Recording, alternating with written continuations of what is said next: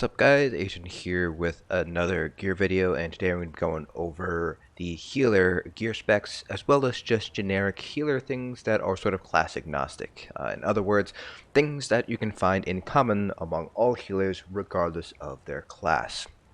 So this video will not be going over any sort of skills or rotations or really anything else concerning healer builds outside of the gear that you're going to want to have on hand, as well as just sort of generic healer sort of specs, things like CPs, your attribute points, your race, things like that are common among all different classes. If you're interested in knowing what skills you want to use for a specific class, then you will have to check out the class specific videos, which you can find links for in the description below, as they're released over the first 2 weeks of the Harrowstorm live launch. I will up the description so you can see all those videos.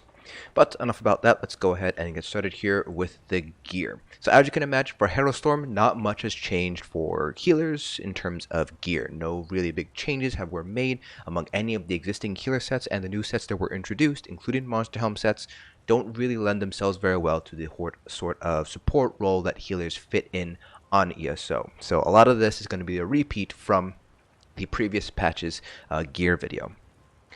So this is just one setup that I have created so far. There are obviously lots of different setups with a lot of different gear combinations, and I will be going over each of the different gear pieces that you're going to want to have on hand, depending on what your raid lead needs, depending on what your other healer is running, etc. So in terms of Monster Helm set, Symphony of Blades still remains the best support Monster Helm set in the game. As a healer, no issues with proccing it. You have to heal an ally.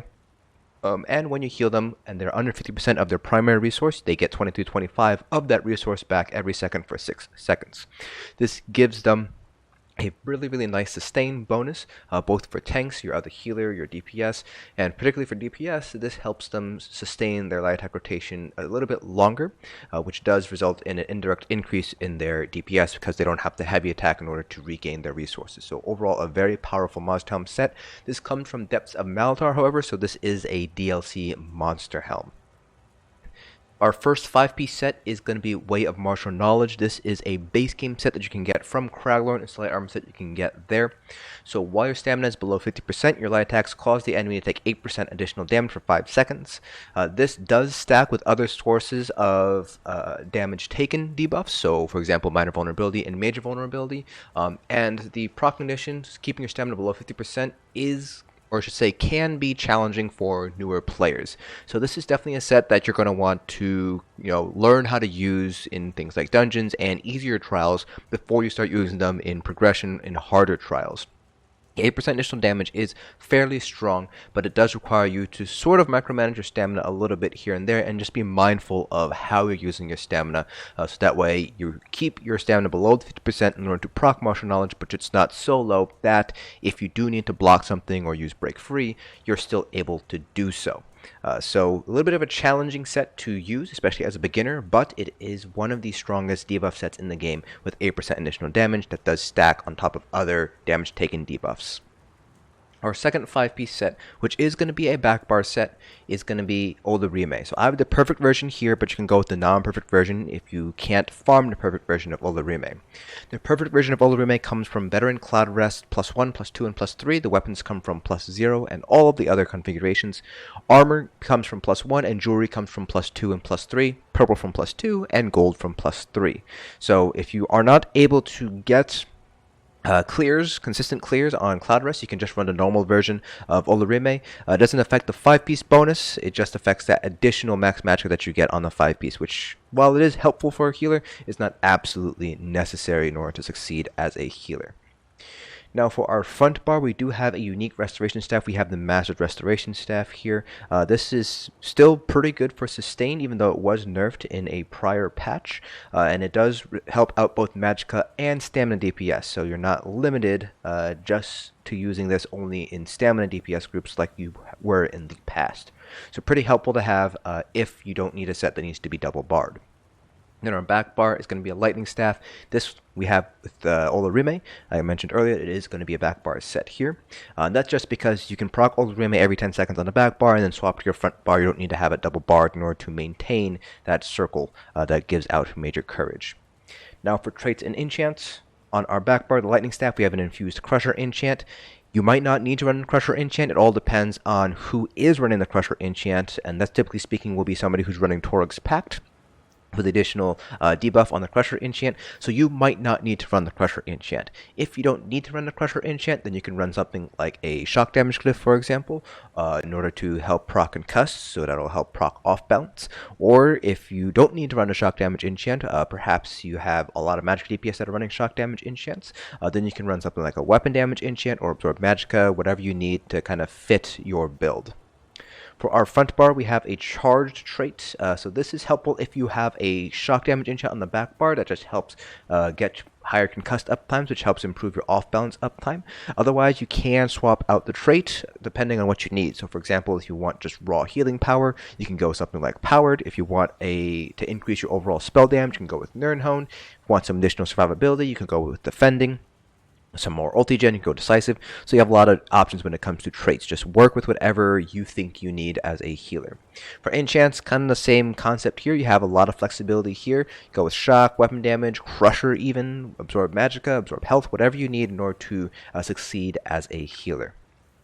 For jewelry, Arcane is going to be the best trait. You can also go with Infuse for a stronger enchant bonus, but generally speaking, the resources from Arcane are going to be a little bit more helpful overall, but like I said, you can go with Infused if you would like. Now, for your jewelry enchants, you have two primary options. The first one here is going to be the Magicka Regen glyph. Then you also have the option to run a spell damage glyph. It all is going to be dependent on how good your sustain feels. The general rule of thumb for healers is to get enough sustain that you feel comfortable. Basically, you're not going to run out of magicka anytime soon.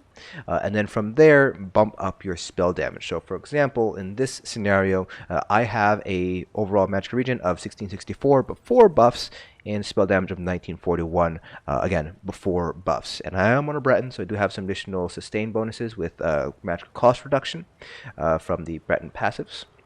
So I feel comfortable with this amount of regen. Now, if I were to do a trial and I was running out of magicka more often than I would like, or I was having trouble sustaining, my magicka was too low in certain scenarios, then I would possibly swap out a spell damage glyph for a magicka regen glyph. So you can swap those out however you feel, depending on how well you're able to sustain on your healer.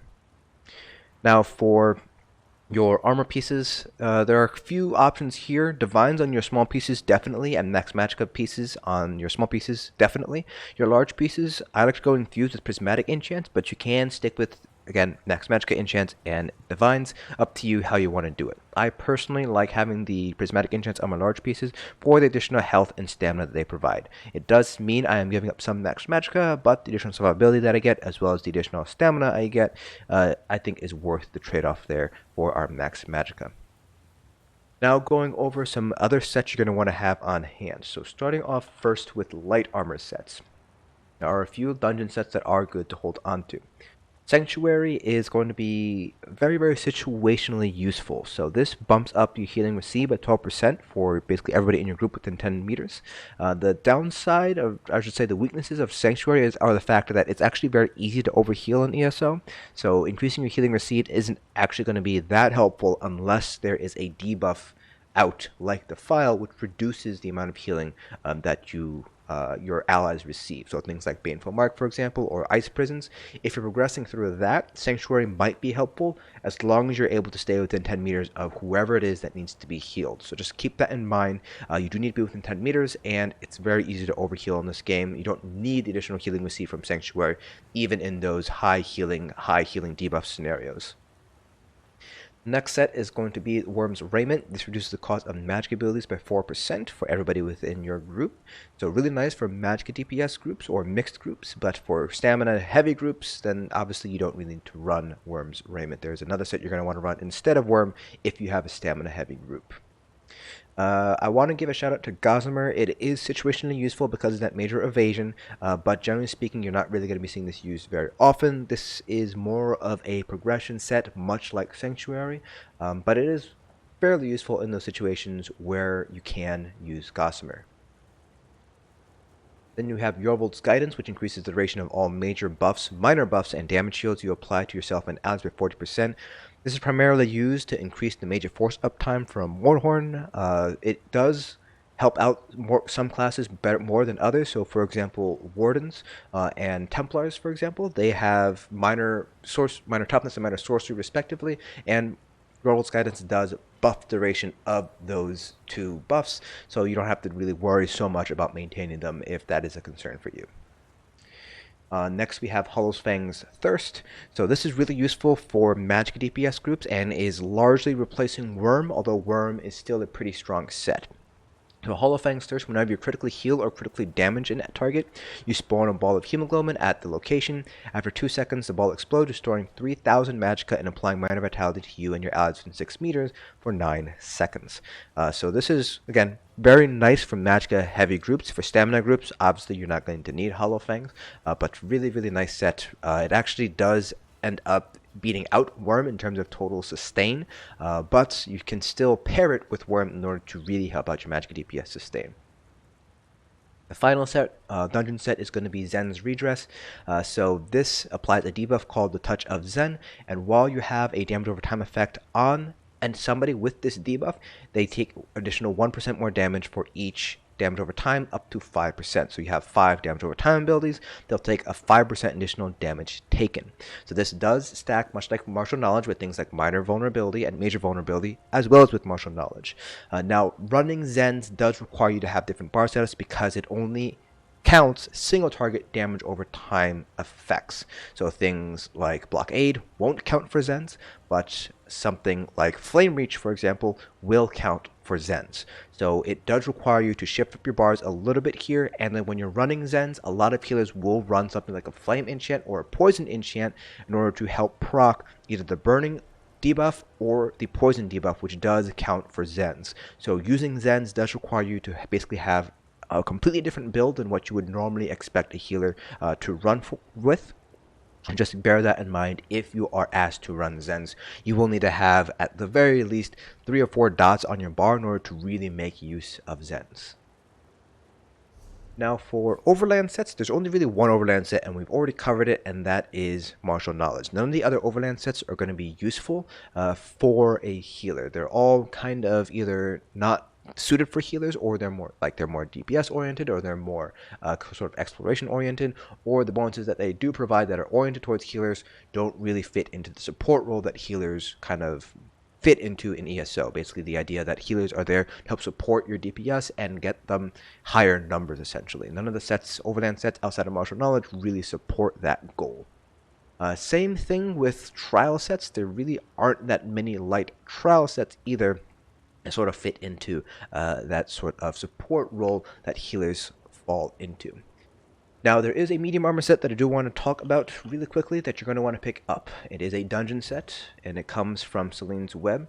It is known as Hircine's Veneer. This is basically the stamina version of Worm's Raiment. So this reduces the cost of your stamina abilities by 4%. So as a medium armor set, you will need to run this as your jewelry and weapons. Unless for some reason you're running a stamina healer, then you can run this on the body. But most of us are running magicka-based healers, so you will want to run this as jewelry sets and as weapons as well. Because you need to double bar this, you will not be able to run Hircine's Veneer with a unique restoration staff, so something to keep in mind if you're going to be running Hircine's Veneer. Speaking of unique restoration staffs, there is another unique restoration staff that I want to point out here, and that is the Black Rose Restoration Staff. It is situationally useful, but in those situations where you want to use it, it is actually very strong. The perfect version adds the additional magicka regen. The non-perfect version, which comes from just normal Black Rose Prison, just has the unique bonus there. So the perfect version just gives you a little bit more magicka regen, so it's not really necessary to get the perfect Black Rose Prison restoration staff. The Steadfast Ward applies major vitality to your target for 3 seconds, increasing the healing taken on your target by 30%. So this can be useful in places where you need additional healing done. So a classic example of where you will find this staff being used will be in Lakesti's hard mode when you're dealing with the ice prisons. Getting that major vitality sort of offsets the healing debuff that's applied when they're in the healing prison, allowing you to heal them out a little bit faster so that way they can go back to DPS on the boss sooner. So situationally useful. It's still a set that I would recommend picking up eventually, but again, because it's only used in very specific scenarios, it's not a must-have to have on a healer. It's perfectly possible to heal the Ice Prisons, for example, without running the Black Rose Prison staff. It just makes it a lot easier. Finally, we're going over Monster Helm sets. There are a few Monster Helm sets that you might want to pick up. The first one is going to be, going down the list here, it's going to be Sentinel Rkugamz. So this is a base game set from Darkshade Caverns. So this summons a dormant spider that heals and restores magicka and stamina back. So it ends up giving out a little bit of sustain. If you can't get Symphony of Blades, this is probably going to be the best way to help your DPS sustain, although it is weaker than Symphony of Blades. But if you can't access that much Helm, then Sentinel is going to be your best option. The next one is going to be Earthgore. Earthgore can be useful, particularly for progression teams. When you heal yourself or an ally that's under 50% health, you basically create an AoE heal, which is a very large burst heal. Now, the downside is it can only occur every 35 seconds, so you should not depend on this to save your butt every single time you're kind of low on health. The good thing is it'll always heal the lowest target, the person with the lowest health in the AoE, so it's always going to heal who you need to, but that very long cooldown kind of doesn't really give it that much of a incentive to run, really. The next set's going to be Bogdan the Nightflame, which does have quite a strong heal associated with it. This is another base game set from Elden Hollow II. This does have an AoE heal, much like Sentinel, but it is stronger because it's not giving back any resources. So pretty nice if you need just raw AoE healing done. This is definitely a strong set to have if you're not really concerned with sustain at all and you just want raw healing power. Let's see here, and I believe that's pretty much it for healer Monster Helm sets, and that's pretty much it for all the sets that you want to run. So there's going to be in the description below a list of all the sets, as well as whether you can run them as a backbar set or as a body set, as well as where to find them. Moving on to other healer things, starting off with the character sheet, I am a Breton. Bretons are widely regarded as one of the better races for healers. Generally speaking, any magically inclined race is going to be a good race for healers. Those would be things like High Elves or Dark Elves. They just get the extra max magicka and the spell damage on those two classes, for example. Bretons do get some max magicka. They get 2,000 max magicka. They also get some additional magicka regen and 7% cost reduction on magic abilities. And that's the real reason why a lot of people like running Bretons, because of their sustain passives there. This helps you sustain a lot more, so you don't need to necessarily run as much magicka regen, and you can focus a little bit more on increasing your spell damage, which helps increase your DPS, increase your healing power, which makes up for the sort of loss in sustain. For resources, we're going 64 points into magicka. There's really no point in putting any points into health, because even with purple food and gold food, sustained food essentially, we're still hitting 17k max health before Ebon, before toughness. So when we have toughness, when we have Ebon, we don't really need any sort of additional points into health. You can also run blue food as well, which helps improve your overall health and magicka. You're just losing out on sustain if you're running blue food. More on that in a little bit. For our Mundus Stone, you have a few options here depending on what you need. For if your goal is to kind of get a nice balance between DPS and healing, the Thief or the Apprentice are going to be your best option. The Thief is going to be a little bit stronger than the Apprentice in this scenario. If you want some more sustain, run the Atronach, and if you need just raw healing power, all you are concerned about is just healing power, then you're going to want to go with the Ritual. So you have 4 different Mundus Stone options, and each of them kind of fit their own sort of needs, so depending on what your need is, you can swap out your Mundus Stone respectively. Now for food, I'm running Clockwork Citrus Fillet, which gives us max health, max magicka, health regen, and magicka regen. There is a weaker version of Clockwork Citrus Fillet, and it's called, let me pull it up real quick, Witchmother's Potent Brew. Just gives you a little bit less across all the stats, so magicka, health, and magicka regen is a little bit lower with Witchmother's Potent Brew, and you also lose the health regen. It is going to be a little bit weaker, but it's a lot cheaper to make compared to Clockwork Citrus Fillet, because that does use Perfect Row. You can also use our tame Pickled Fish Bowl if you just want raw stats, so that's just raw max health and raw max magicka.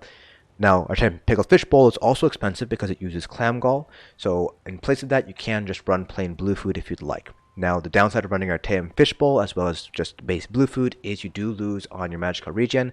Just be mindful of that before you decide to go with those two food options. Moving on to our champion points. I do believe I need to respec my CPs a little bit here. Yes, I do.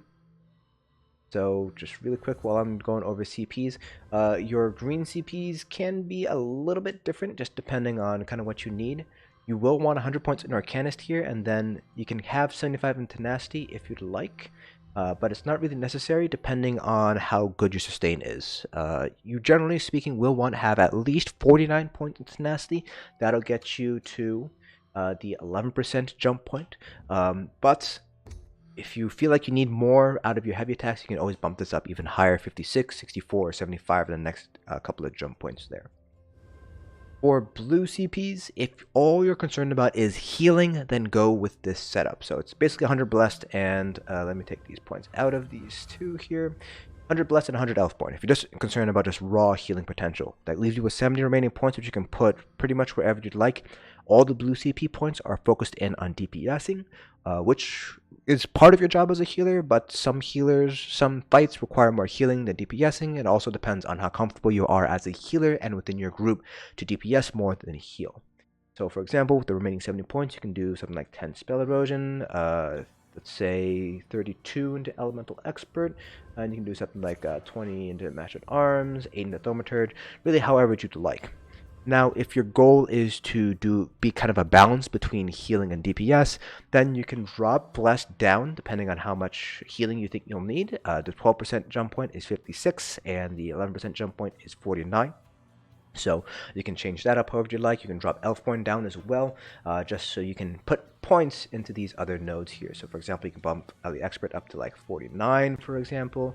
You can bump Thaumaturge up a little bit more if you'd like, up to like something like 40.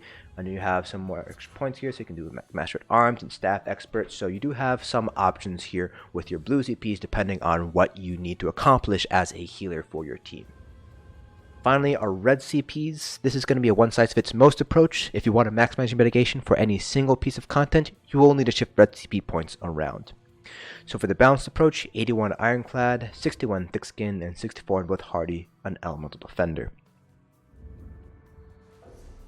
And that pretty much covers everything you need to know about healers outside of skills and rotations for specific classes. So, as I mentioned earlier, down in the description below, you will find links to the specific class builds as they are released when Harrowstorm continues onward. I will update the description so that way you will be able to find your class-specific healer build. Also in the description, you will find a list of all the sets that I mentioned, as well as probably a few that I missed while making this video. They'll also be down there, whether they're body set, whether you can wear them as just a back bar set, as well as where to find them, and probably a brief blurb about when you would want to use those specific sets. If you guys have any questions at all, feel free to leave them in the comment section below. I will try to answer them to the best of my ability. Healing is not one of my primary roles, so I know a little bit less about healing compared to the other two roles in the game, but I will still try to answer your questions as best I can. Hopefully you guys found this video informative, and I'll see you guys in the next dungeon.